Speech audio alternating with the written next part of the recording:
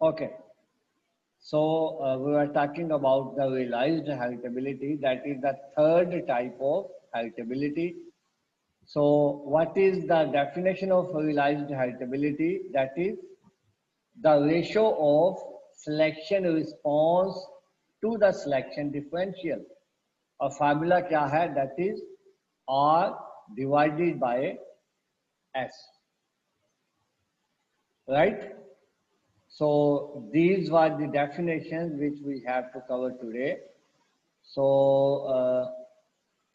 अभी इसके बाद आप क्या करेंगे कि एक आप हाइपोथेटिकल डाटा लेके, फॉर एग्जांपल आप एक 100 प्लांट्स का डाटा लेंगे, एक्सेल की आप शीट बनाएंगे, उस पर आप एक 100 प्लांट्स का डाटा लेंगे। 100 प्लांट्स का डाटा लेने के बाद उसमें से आप कुछ प्लांट्स, फॉर एग्जांपल 5% प्लांट आप सिलेक्ट करेंगे। 5% प्लांट आपने सिलेक्ट कर लिए, तो सेलेक्ट करने के बाद उन प्लांट्स का मीन लेंगे, तो फिर वहां से आप सिलेक्शन डिफरेंशियल निकालेंगे।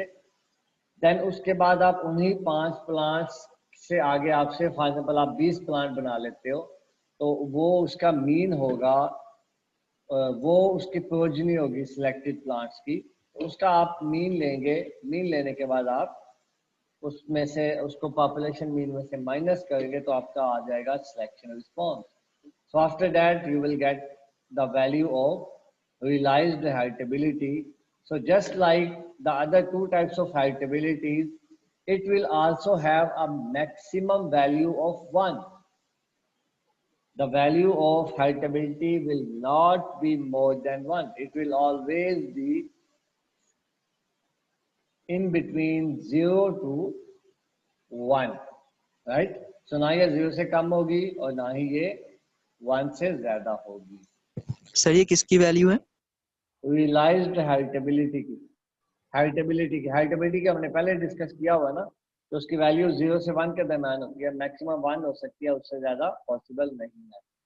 सो same is the case with the realised heritability, right? So if you have any question you people can ask.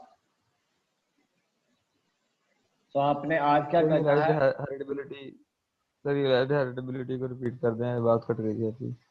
Realized heritability is the ratio of selection response to the selection differential.